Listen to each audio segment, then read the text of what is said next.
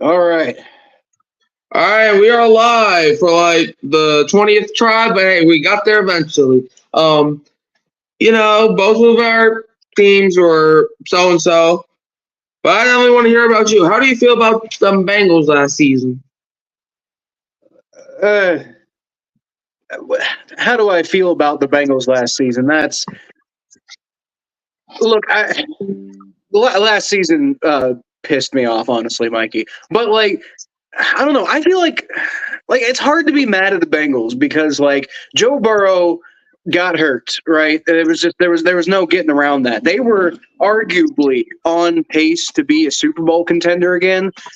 And then Joe Burrow got hurt. And then they still almost made the playoffs with Jake Browning, who looked like he was just a complete lost case. There was no hope for him from what we saw from him in the preseason, everything we've seen up until he actually started playing. So I don't know. I was really disappointed the way the season ended, but considering the fact that once Joe Burrow is no longer the quarterback, you're kind of you're kind of back to the bad old days anyway. I don't know. I was kind of proud of the way they handled it at the end of the season. They fought hard. Yeah, so I feel like obviously Joe Burrow is miles ahead of Derek Carr, but I kind of felt that way going into the season with the Saints because if Derek Carr did not work out, the Saints were not going to do anything. All right, the Saints were not going to do anything. But do you want to know why? The Saints really sucked. Do you want to know why that was? Why is that? Because you probably know this. Our stupid head coach named Dennis Allen, and I know it's been a month since this happened, but in week 18, you're playing in the Atlanta Falcons, and this proved everything that I already knew about Dennis Allen. But you scored a touchdown, right? Which is 7 points. Nothing more, nothing less.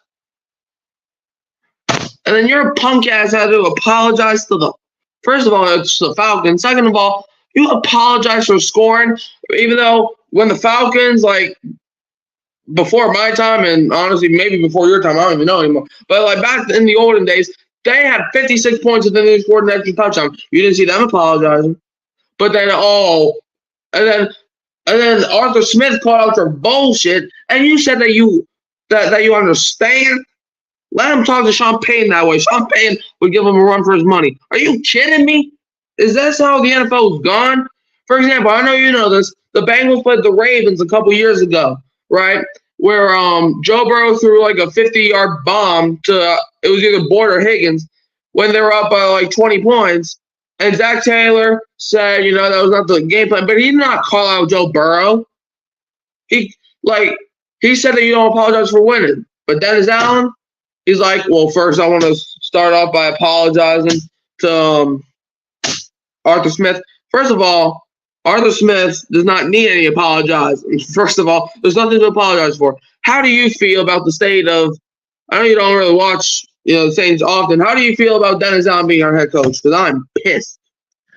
Look, I frankly liked Dennis Allen. A little bit, not a lot. I liked Dennis Allen. I thought he was, I thought he got a bad rap. Both with the Raiders, and then later on with the Saints. I feel like people gave him a bad rap, or I did feel like people give him a bad rap because I thought the results weren't ever terrible, and if you give him a decent roster, then maybe he could do something. But no, I agree with you. After he apologized for the Saints scoring some extra points on the Falcons, I was kind of done with him after that. That's not the message you want to send in an NFL locker room. These guys are some of the most competitive people in the world, and you're going to go over here and you're going to apologize for putting up extra points, bro. John Heisman. I believe it was John Heisman, the guy who the Heisman is named after. I might have the name wrong, but it was the head coach of Georgia Tech, I believe, put up 222 points against Cumberland University or something like that. all because of a slight. And I know this was like, you know, this was like, you know, the early 1900s. So, you know, the mentalities were, I guess, a little different. But I mean, like, if anything, like, I don't know. I don't know. I did not like the fact that Dennis Allen apologized for winning. I thought that was bullshit. And I like you said, Zach Taylor would never. You know, Zach Taylor, for all of his sins, people talk about how, you know, bad of a coach Zach Taylor is because of this play calling decision or that play calling decision or whatever. But the fact of the matter is, the players love him, and the players love him because he would never ever do that. Yeah. And that goes to your point, like, when you show that you don't care, like, look, and he had an interview with, I believe it was NFL Report, like a couple days ago. That man's favorite word was You see, let's see, like all he would say is and then he said that we need to draft better. First of all, speaking of that interview, let's talk. In fact, I'm about to play in the audio because for some reason, you know, I'm not trying to figure out how to get it on the screen. But I'm going to play the audio of what Jameis Winston, the quarterback behind center, said about it after this ad. So first, let me mute this ad because I ain't getting paid for this. All right, let's see. So, hold on. I'm going to play the interview. And this is somebody I would like to get my team led by. Whether he's going to, okay, I don't care about this. All right, here we go. I apologize. Can you hear it good? Well, I did. Because the play was victory. Yeah. But I also explained to DA that it was a team decision. And I think when you have the team morale, and I asked the guys, I said, guys, like, what do you want to do? Yeah. We know how much Jamal means to this team, and I understood from DA's perspective. So I give him that. Yeah. But DA didn't condone that at all. Yeah. You know, he did. However, we decided as a team to do it, and man, we got an interception to the 1 yard line. Yeah. You know, like, so if we would score, it still would have been disrespectful. Right. You know, so Tyron wasn't in on it, was he? No, Tyron was not in. No, but it was an offensive team discussion.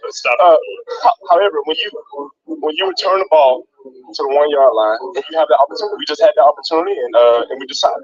Do you think it's the kind of thing though that is forgotten fairly quickly, or you know what I mean? I think it should be forgotten, especially when the score is already 41-17. So I don't know how much worse it can get. But I got a ton of respect for Arthur Smith and the coach that he is. I think they do some incredible things. I didn't want to disrespect. That was not my intention. My intention was to lead the team that I've been with the entire year. And we made a collective decision that we wanted to get one of our guys who they fight with blood, sweat, and tears every game in the end zone. And I'm going to feel good about that. Yeah. So no regrets. No regrets. But this is the thing. It's about the team. It's not about regrets. It's not about anything else. It's about us as a team making a collective decision. But I do apologize to Dennis. I apologize to DA because that was not his call. What did the decision mean? Was it right there on the spot, right when you're on? What decision are you talking about? At the end. Okay. What at the end? What decision? To go for the touchdown. To go for the touchdown. Was that something decided on the sideline after the pick, or did you wait till you got out there to do it? We decided on the field as a team. I mean, we don't regret. Do we regret scoring 41 points on them? Do you think we regret that? Well, you do have to play these guys twice a year. That's all I'm saying. We already played them twice. I know, but I'm talking about somebody who's got to play these guys twice a year. That's all. How do you feel about it? Tell me how you feel about it. Not good. Why don't you feel good about it? Because you got to play these guys twice a year. But what about it makes you not feel good about it? All right, that's basically the interview. The rest of the interview was just him asking the question. But yeah, how do you feel about that interview? Before I give my opinion, how do you feel about Jameis's part?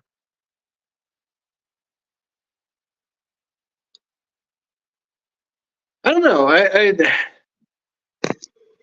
I pretty much completely agree with, I think, Jameis's perspective.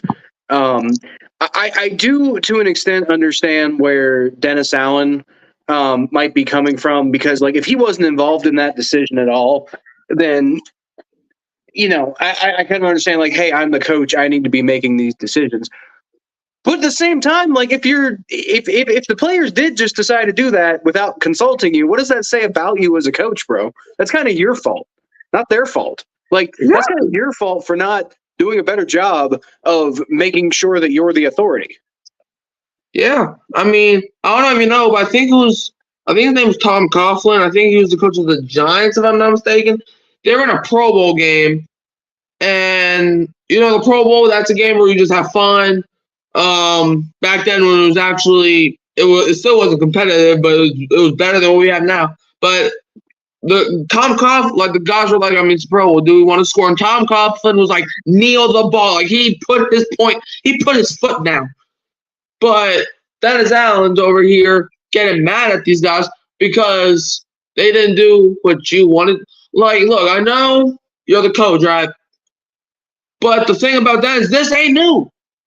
Like, we saw the same thing. I believe they played the Cardinals and Andy Dalton was our quarterback. And Andy Dalton threw 2 straight. And I remember, and I know you know this because you actually streamed that game. I remember that. Dennis Allen threw 2 straight pick six. Not Dennis Allen. Andy Dalton threw 2 straight pick sixes, right? Dennis Allen, coming out the second half, he had an interview before the second half started. This man said, keep doing what you're doing. At that moment, I knew he was done. But, hey, since we're giving out free apologizes for no reason, I'm sorry that you're still our head coach there. But now let's move away from that. Because if I talk about it, I'm probably going to cry. All right, but now let's get into some offseason talk while we're here, actually. So, the Saints brought in their new offensive coordinator, thank God, and Clint Kubiak, who's the 49ers OC. He's Gary Kubiak's son. He has history coaching with the Vikings. When their offense was it was pretty good. It was on the upside, but I don't know. Like, look, I'm optimistic a little bit. No, I'm not actually because I already tried that. But for Clint, I'm a little optimistic. Bringing him in. But one thing, Dennis Allen and Derek Carr, both of y'all have no excuses next year. Both of y'all. Dennis Allen, you got your quarterback and your coach. Derek, you got your offensive play call. No excuses. I'm not saying win the Super Bowl. I like that, but I'm not saying win the Super Bowl in your first year. Not even your second year. Just show improvement, please. And people are going to be like, well, you're only one game out of the division. That is the problem. We were like 5-7. But I will tell you this. When the Saints need to win, they're the best team on planet Earth. For some reason. Because they only know how to win late games. They don't know how to win any, like our last 2 years, right? We finished 7-10, 9-8. We were 4-9. Yeah, we were 4-9 the year we won 7-10. We were 5-7 this year when we went 9-8. How do you feel about the Saints getting Clint Kubiak? Do you know anything about him? I haven't done a lot of background work on Clint Kubiak, but you say he was the Vikings offensive coordinator, right? Yeah, well, he was, I think, in 2021, and then he went to San Francisco. What did he do in San Francisco? He wasn't their offensive coordinator. No, he was their quarterback's coach. Oh, well, did a pretty decent job with Brock Purdy. Yeah, I mean, hey, I think people keep talking about how Debo and Christian, but people are not talking about because, he coached Brock Purdy, and I always preach this. You can have the best team ever, but if that coaching ain't there, you ain't winning much. You ain't going far if you have a bad coach, because the coaches are the ones who let the players be successful. You remember the year that the Saints won the Super Bowl? They did not have the most talented team in the playoffs.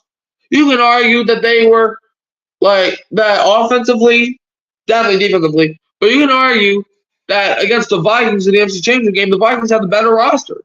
But you know why the Saints went on to win the Super Bowl and beat Peyton Manning's Colts? Because of coaching. Sean Payton is the one who brought in Drew Brees. He's the one who brought in the players to succeed. So if we don't have Sean Payton, I feel like Sean Payton gets a little bit more hate than he deserves. Because at the end of the day, Sean Payton's the one who coached these guys to win the Super Bowl. And I will never forget those words from that commentator when we won that Super Bowl. But, It's whatever. But now let's talk about some offseason. And now I want to talk about the Bengals, because we have a Bengals fan on the show. So, how can the Bengals get back to the top, to being a Super Bowl caliber team? Where does that start, in your opinion? It frankly begins and ends with Joe Burrow being healthy and being on the field.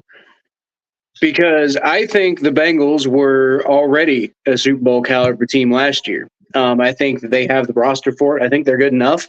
And I think if you got Joe Burrow playing at Joe Burrow's caliber, then they're there. So, I mean, that's pretty much it. I mean, like, we can talk about – well, there goes my light. Come back, please. Okay, there we go.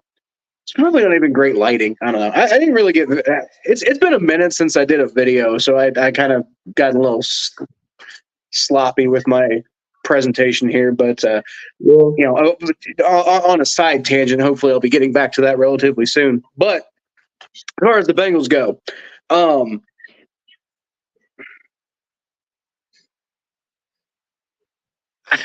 we can talk a lot about like various things I think they can do to improve. Like, what should they do in the draft? Who should they bring in free agency? How do we improve the tight end position? Because the tight end position's been pretty lacking for the last few years. Last time it was looking really good was with CJ Uzomah, and CJ Uzomah isn't like a top tier tight end. He was just better than anything we've had since. We can talk about, like who we can draft to potentially shore up the right tackle position and upgrade over Jonah Williams. We just franchise tagged T. Higgins, so I'm not worried about the wide receiver core. We can talk about, a few things here and there about like what the Bengals could and couldn't do to improve their roster. But as far as the difference between them being a Super Bowl caliber team and not being a Super Bowl caliber team, it's just simply, is Joe Burrow the quarterback or not? That's it. That's 100%. There's no argument. Yeah, I mean, I agree with you. I've watched plenty of Bengals games, especially since Joe Burrow. Since I've been watching that dude since college. I remember when we won that national championship, dude. You couldn't tell me nothing. I don't care how good or bad the Saints were. You couldn't tell me nothing. At least one of my teams knew how to win.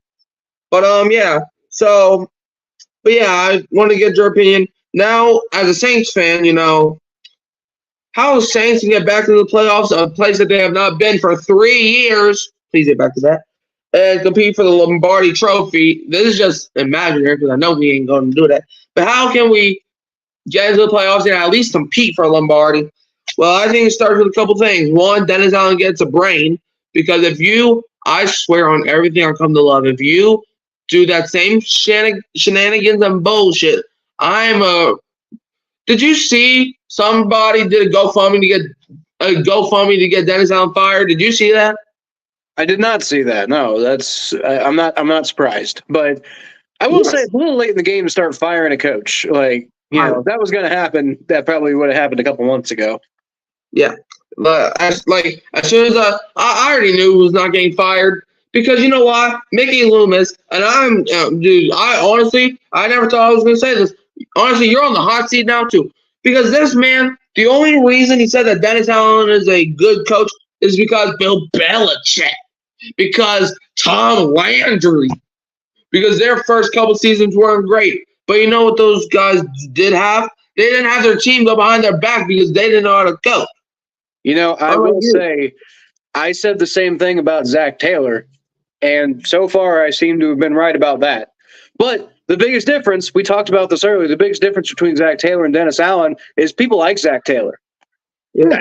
I can't imagine, especially after those like those comments with the Falcons. Like how much of a rant I went on when you first told me about that. But I can't imagine anybody likes Dennis Allen after that, except for maybe the opposing team. Yeah, and honestly, after what Jameis said, put him in the Hall of Fame. Give him all the awards. He deserves all the attention because he actually showed you how to be a leader. Jameis not only is a funny guy, but he's a leader at the same time. Dennis, I can't really say the same thing. Like last season and the year before that, every time we lost, it was we got team sum up. You have 17 motherfucking weeks to do that. Why are you telling us that after the podium? We ain't seeing it on the field. We ain't seen that on the field. So stop telling us that and get to work. Honestly, I would rather you just stay silent the entire press conference. Then you just tell us that. Because at least when you don't say nothing. At least I know that you're not trying to say nothing. But it sounds like you're just trying to throw out a sentence that you heard from like your cousin or something. Like what? But like I said, Dennis Allen, it starts with you. It also starts with the defense. Like the defense kind of fell off a little bit last year. Like it started out so, but for example, week 3 against Green Bay, you're up 17-0. And that is essentially a playoff game. We didn't know it was going to be, but the Saints lost a tiebreaker to the Packers. And not only that, even if we beat the Packers, not only are we the 17th, but we also win the division. So we clinch a playoff spot no matter what. But like I said, it definitely starts with that defense because the defense is getting older. So we're definitely going to have to either bring somebody in, whether that's through the draft or free agency. But yeah, now I want to talk about Clint Kubiak. You know, the Vikings and the 49ers. Like, look, the 49ers were playing in the Super Bowl. I mean, I can't really say nothing on Clint yet because we haven't seen him since his Minnesota gig. But I will say this.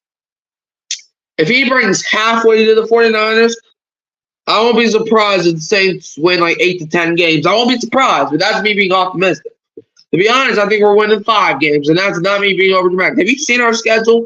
I don't think you've seen our schedule. But hey, we play the Browns, so tell everybody Thomas I'm coming for him during that week.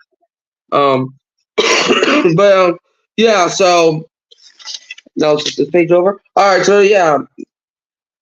Do you like Dan Pitcher replacing the Bengals offensive coordinator Brian Callahan? Do you think he'll be better OC? Because both of us have an OC change. Do you think he'll be a better OC than Callahan, or do you think it's going to be the same type of offense? It's hard to say because we don't really know a whole lot about like Dan Pitcher as an offensive mind. We know Dan Pitcher did a great job of coaching quarterbacks because I mean, like not only has he helped Joe Burrow into being a great quarterback in the NFL, but we all kind of knew that was going to happen anyway. But coaching Jake Browning was a really good job by him. So we know Dan Pitcher is a good quarterbacks coach. The problem is the last time the Bengals promoted a great quarterback coach to offensive coordinator was Ken Zampese. And that experiment crashed and burned. It basically spelled the end of a lot of people's careers in Cincinnati because it was such a disastrous type of thing. And I don't know. I wonder, I think maybe Ken Zampese just didn't have a whole lot going for him. So maybe it was a little unfair to throw him out in the fire like that. But I don't know. Dan Pitcher, he seems like he's kind of on the same page with the rest of the coaching staff. And to be honest, like filling Brian Callahan's shoes, there's not exactly like, a whole lot of high standards there. Like Brian Callahan was a fine coach, but he didn't really do a whole lot from like a definitely from a play calling standpoint. I'm sure like pretty much the way the offense was constructed was Zach Taylor. And like Brian Callahan, I'm sure did a lot of like helping him look at certain things and giving him perspective on the offense, and he probably did a great job executing Zach's plan and everything like that. But the fact of the matter is Zach Taylor's still the head coach, so you're probably not going to see a whole lot of changes out of the Bengals offense. So the Bengals moving from Brian Callahan to Dan Pitcher, I don't know if a whole lot's going to change. I'm happy for Brian. I'm glad he got the job at Tennessee. Hopefully it works out better for him than it did for Mike Vrabel. At least in recent years. But I don't know. I never really like when there were the rumors about Brian Callahan potentially being poached by some other team for head coaching position, I was just like, cool. All right. Like, I don't know if that really is going to make that much of a difference. Like, I don't know really if Brian Callahan, I'm not saying he didn't do much, but a lot of what he did was like behind the scenes stuff. And so I don't think you're going to see like the actual look of the offense change too much with Dan Pitcher. As far as how he's going to perform, I don't know. We've never seen him in this role before. Yeah, I mean, I'm not gonna lie. The only reason I knew Dan Pitcher's name is because I looked up who your offensive coordinator was after Brian Callahan left, so I don't really have an opinion. So He was their yeah, quarterback coach. That's all it was. yeah. So I mean, like whenever somebody tells me who's their quarterback, anything, I just say Joe Burrow because that's the only dude who I really care about. Jamar You Chase. know, yeah, Jamar Chase I also love because he also brought home glory. Where's that? All right, so now I'm a Kentucky fan. What's it like to have a football team that matters? yeah, yep. So at least you have the Bengals and I have things. All right. Honestly, I don't even know how good LSU will be with Jane Daniels leaving because I am not impressed with Nussmeier. I can't even say the dude's name right now. Oh boy. Whatever. I mean, hey, the year after Joe Burrow left, the LSU went like 5-5. Then the year after that, we won like 9 or 10 games. So hey, maybe things will turn around eventually. I don't know. 3 and 4 draw. Yeah. But so we already know y'all franchise tagged Higgins. Do you think this opens up an opportunity where Tyler Boyd ends up walking, or do you think that there's a slight chance that he comes back?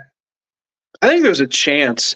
If I had to bet, I would think Tyler Boyd probably doesn't end up coming back because I just don't see them. Like, I mean, we've got too much. We've got too much young wide receiver talent there. Like, it would have been tough to replace T. Higgins, and not to disrespect Tyler Boyd in any way, say he doesn't really do anything or anything like that. But it'd be a lot easier to replace Tyler Boyd's role with the talent we have than it would be to replace T. Higgins' role. Because like I think Charlie Jones can probably slot in just fine to Tyler Boyd's role, and maybe he won't be as effective. But if we can offset that by having a bit more production out of the tight end room, if T. Higgins can stay healthy and he actually can contributes for a full season, I don't I'm not trying to say anything negative against Tyler Boyd or to say he's like, super replaceable or anything like that. But I don't think that losing Tyler Boyd would be as big of a deal as losing T. Higgins. We'll see. As far as what I think's going to happen, I would bet. I don't know. I think I wouldn't be shocked. Tyler Boyd really seems like a team type of guy. I wouldn't be shocked to see him like come back for like less money than he could get just so he could continue to play with the Bengals, because that just kind of seems like what his MO would be. But I don't know. He might move. He might make the move. But don't forget that the Bengals also have what's it, like the 4th or 5th most cap space in the NFL this year. So like, they're going to spend money. What's cap space? I don't know what that is. Yeah, well, you're a Saints fan. Of course you don't. We were $80 million over the cap space before we restructured 3 contracts. Yeah, and you lost all your players. That's why we have Trey Hendrickson. Yeah, do you know how much times I gotta pray that we don't have to trade? Like, we're gonna trade Lattimore. Like, the Saints have already, which is the terrible decision, but the Saints basically already given up their idea on Lattimore because of cap reasons. Tyrann Mathieu, I mean, he's entering his final year of his contract. So I don't know about him very long. And then Cam Jordan, I mean, he's regressed. As much as I hate to say it, because he's an icon in New Orleans. Like the Saints, bro, we're like, 36 mil of the cap? The Bengals could really use some help in the defensive back room. And we could probably use a little bit more pass rush help, too. Just saying. Should honestly have them. I don't care no more. The Saints have hurt me too many times to know what pain feels like anymore.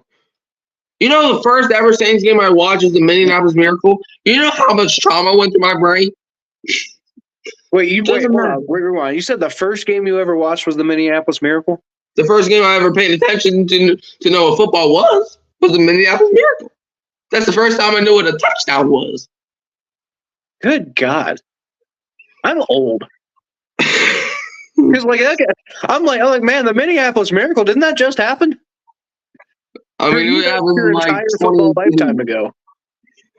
The first game I I take that back. That's not the first game I ever watched, but like I would always go in and out the room because, like, to be honest, back then I wasn't really into football because I was like 7 years old, so I didn't even know what football I was. understand what you're saying. I was the same way when I was. I think 7 or 8's when I started going to Bengals games. Yeah. But even then, I wasn't like I couldn't tell you what happened in any of them. I mean, I can tell you what happened in those games because I have Wikipedia. But as far as like remembering any actual events that happened in any of those games, I don't. I remember Boomer Esiason came back at some point, and that was really cool. And then like Jeff Blake was throwing some really cool passes, and that's about all I remember. Also the Bengals lost all the time back then. That's most of what I remember is they lost all the time. But I don't remember like actually I don't remember the act of them losing any games. I just remember people complaining about them losing games. Yeah, I mean, I've been to 3 Saints games, and I'm 2-1 attending. To be fair, the 2 wins were against the Panthers when we beat the Panthers when they were flip flopping between Sam Darnold and Cam Newton.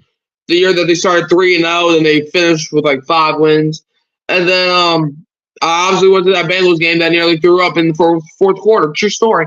And then man, I should have left as soon as that feeling hit because what I felt was way worse.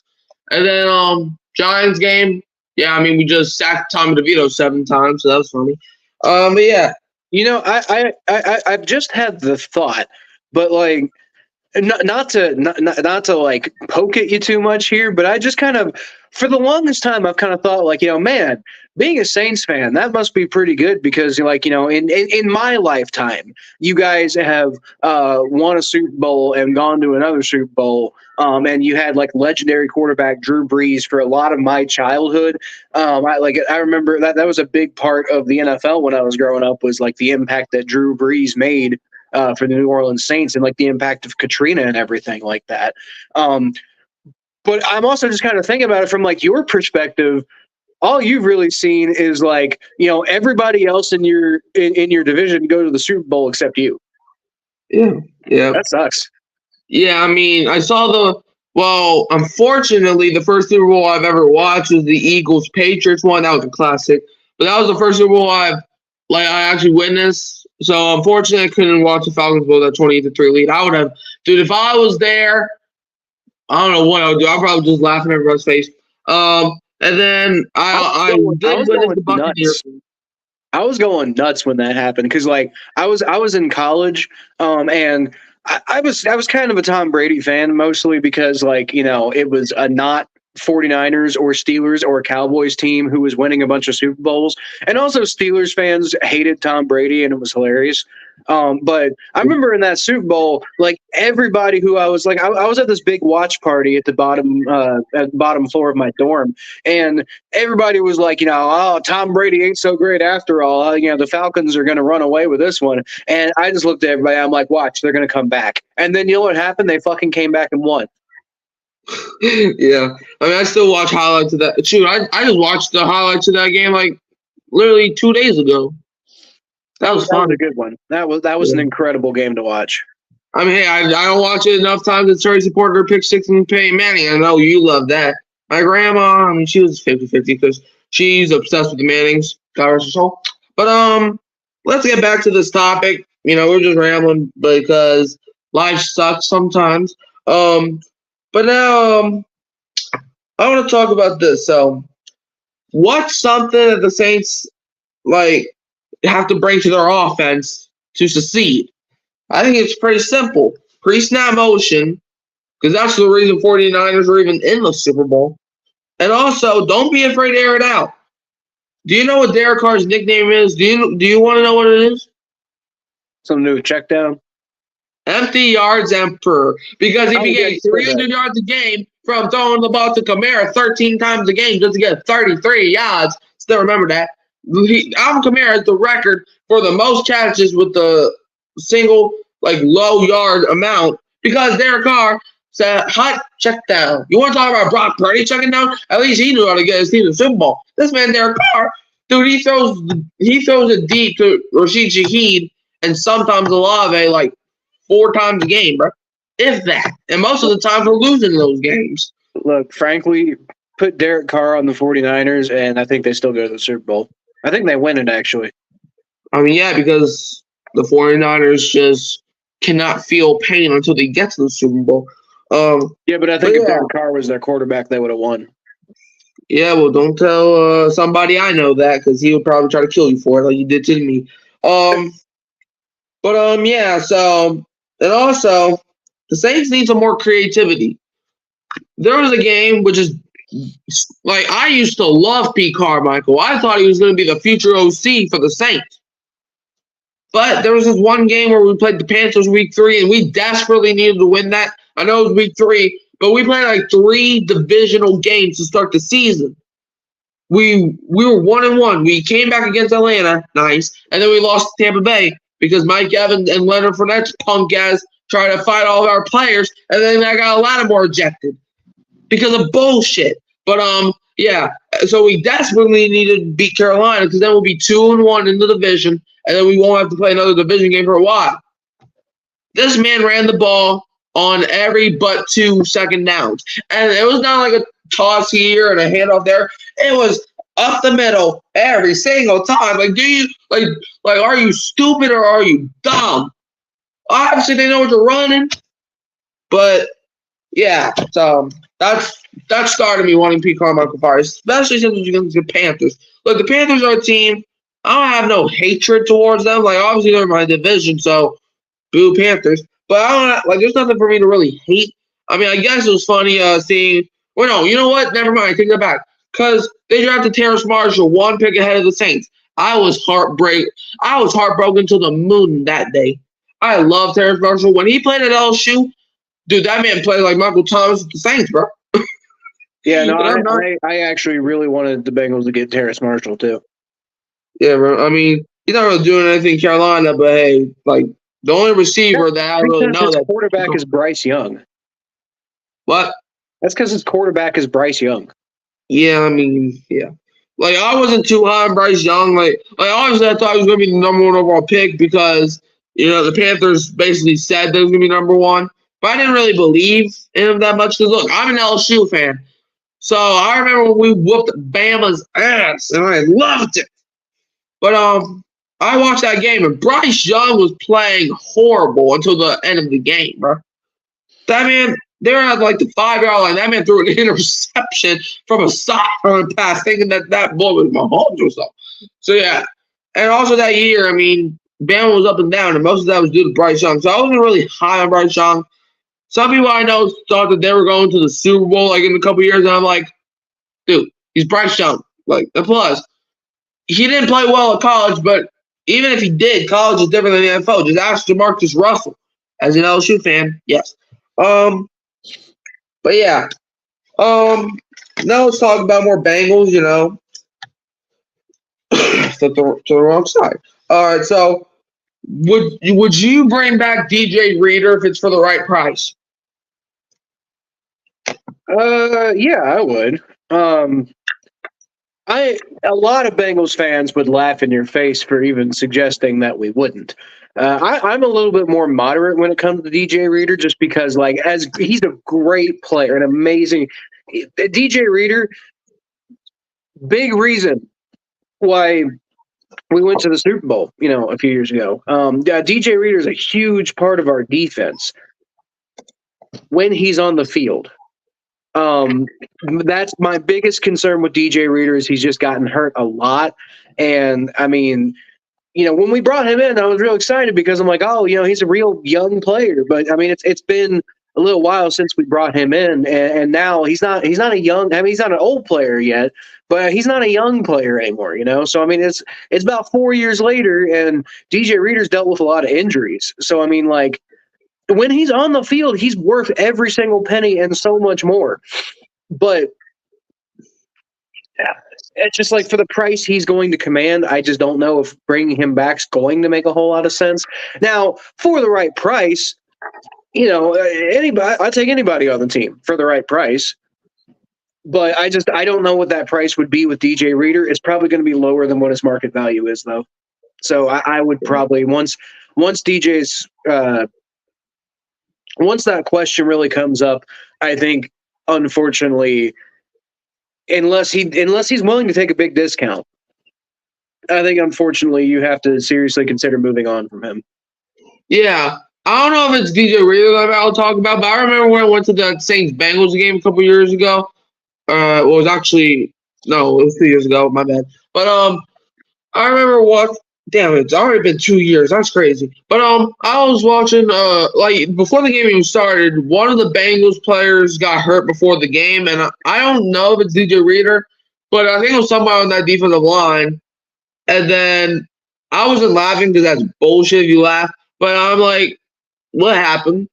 Like, so, and then I don't think they showed a replay, but it was 2 years ago, so I barely remember anything. All I remember that I was trying to throw off. But yeah, so I remember, and like, man, Logan Wilson talked so much shit before the game when before they played us, and I'm like, well, then you got what, bro, when we were winning, you had this one Bengals fan in the top crowd. Man, he was screaming.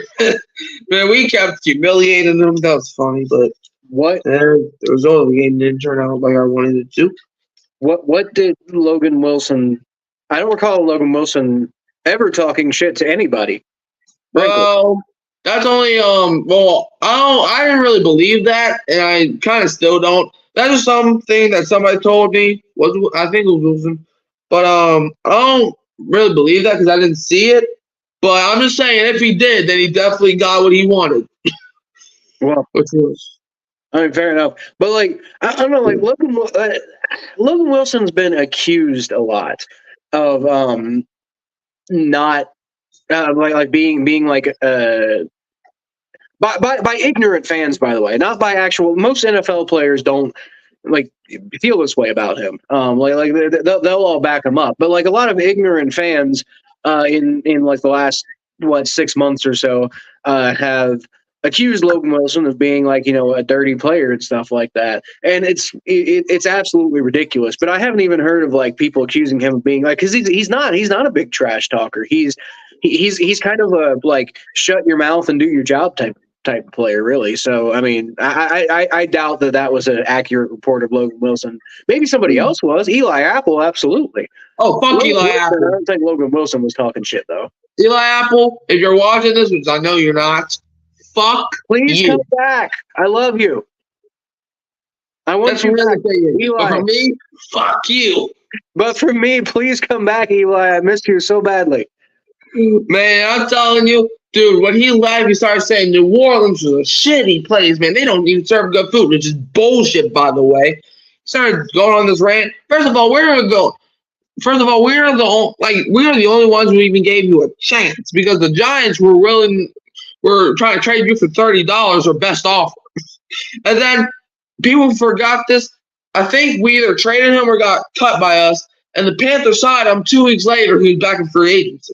But then y'all picked him up eventually. So, I mean, he be damn.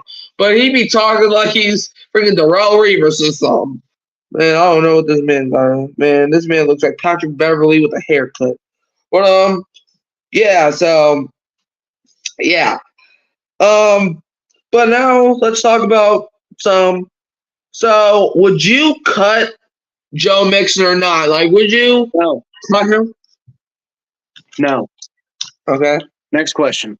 Okay. No, okay, I'll answer your question. But like I am getting sick of this discussion. No, I would not cut Joe Mixon because Joe Mixon isn't like yeah, he makes a decent amount of money, but like he's earned that money. And like paying running backs in the first place is kind of a dangerous business as is. So I mean, like, would I cut Joe Mixon? Hell no, I wouldn't cut Joe Mixon because who are you going to bring in to replace him? Derrick Henry?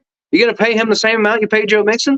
Like, it's ridiculous. No, I would not cut Joe Mixon because we're already committed to him, and we have plenty of cap space. We don't really need any more damn cap space. Like, people want to cut this guy and cut that guy because they're like, oh, we got to optimize this, that, and the other. It's like, no, you don't. You need to optimize the performance you're getting out of the players.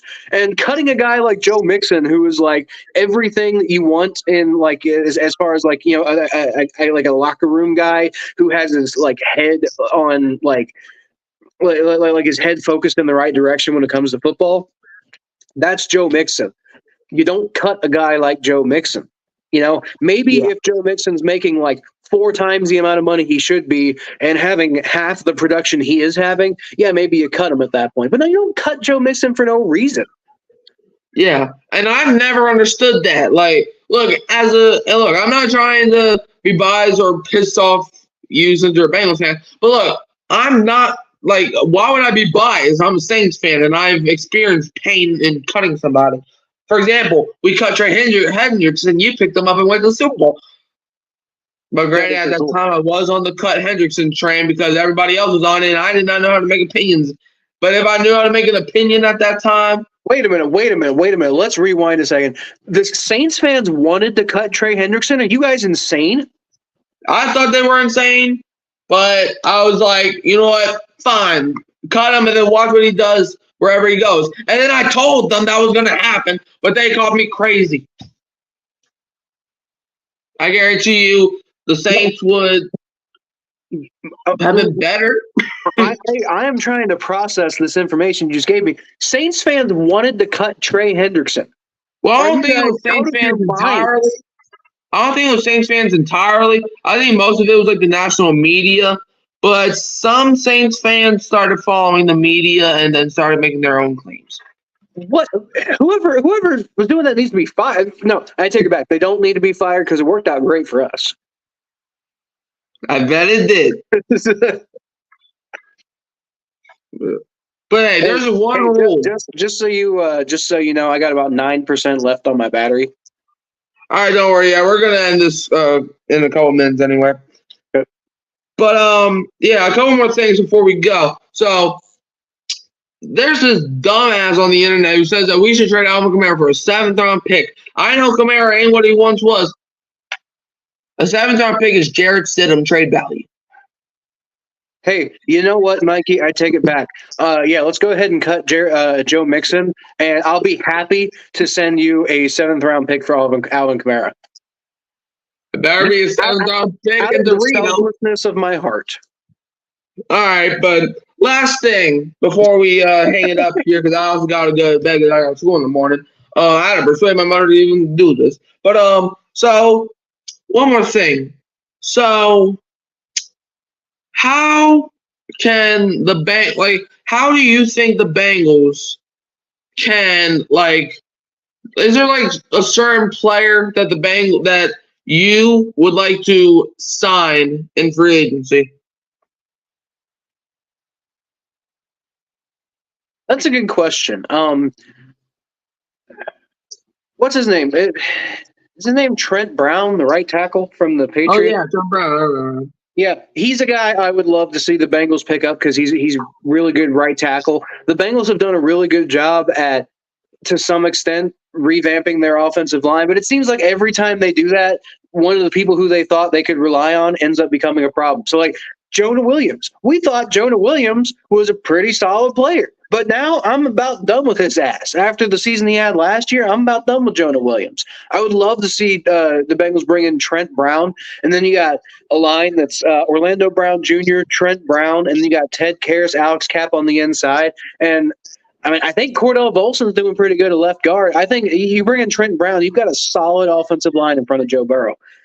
I'd love to see them bring him in. A good tight end. I've heard a lot of rumors about Dalton Schultz. That'd be really cool. Beyond that, there's probably plenty of players, but those are the two that realistically I would target if I'm the Bengals. Yeah, but one player I would target if I'm the Saints, Michael Pittman Jr.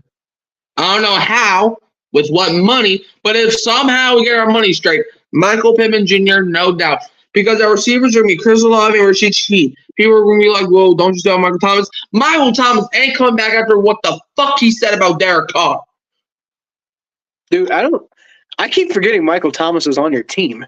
I be forgetting that sometimes too. And I have that man jersey. I got it for Christmas. Michael Thomas. Of a Christmas present. What? I said, what a use of a Christmas present. Yep. I'm still going to wear it because thought that counts, maybe. I don't know. But yeah, Michael Thomas started saying, oh, Derek Carr's reason for this injury, which no, he's not.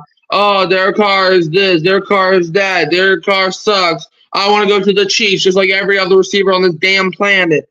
Bruh, damn.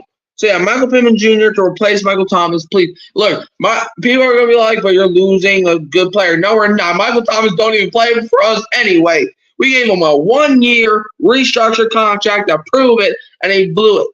Well, no, I'll take that back. He was playing decently well until he decided to take a 7-game vacation after week 10. Oh, he's on IR. Don't worry, he'll be back in a couple weeks. Nope, out for the damn season. He was never even announced out for the season until after the season. And that's I think I tried to tell you that was going to happen at the beginning of the season. You're like, no, Michael Thomas is going to have a great year. Hey, I was biased. There's a difference from being stupid and biased. Because, for example, Michael Thomas, he showed a little bit of promise. You know, I mean, he started the season. I think he was the first player on our team to get a reception, at least more than 20 yards, which ain't saying shit. And then we just never used them. And then week 10, it was week 10. I think it was like the first quarter that man busted his kneecap. But yeah, that's gonna end the show, folks. If you want Kyle on the show again, maybe we'll do that. But where can they find you, Kyle? How about it? You can find me at Kyle Phelps 92 on Twitter.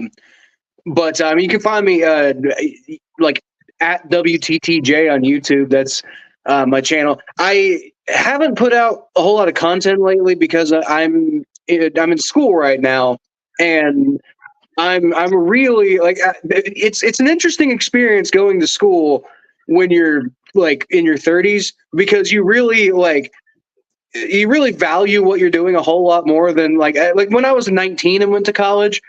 I dropped that opportunity like a lead balloon. I did not care. I was more worried about partying and then hanging out with my friends and actually doing schoolwork and stuff. When you go to school in your 30s and you're more worried about your mortgage and you're like putting food on the table for your kids and stuff like that, you really care about the opportunity you have a lot more. And thus, I do not have as much time as I thought I was going to have to do this channel. So content will be coming. Trust me. It's just it's a little few and far between right now, just because I've got so much going on. But part of the reason I went back to school was to benefit the channel anyway. So like I'm not gone from the channel. Let's just say it that way. But yeah, youtube.com/@WTTJ, which is the way that they do their handles, I guess. Yep. Check me out. We do all NFL content. I'm a Bengals fan. I put out a lot of Bengals based videos, but we do the whole NFL. Yeah, you can find me at Hurricane Mike, and here on New Orleans Saints Master Streams. I had to do it for my second channel because for some reason, every single time I try to put out a link for Kyle, it just wasn't showing up, and when he tried to put in his email, it wasn't showing up. So I'm like, fuck, I'm just gonna do this for my second channel. But I'm going to put in my playlist on live streams, so you'll be able to see it on my channel if you just go to playlist. But yeah, that's going to end it today, folks. And I'll see you on this channel when it's probably draft time. And I'll see you on my main channel probably sometime tomorrow. Because I'm going to have a show with my dad tomorrow. So stay tuned for that.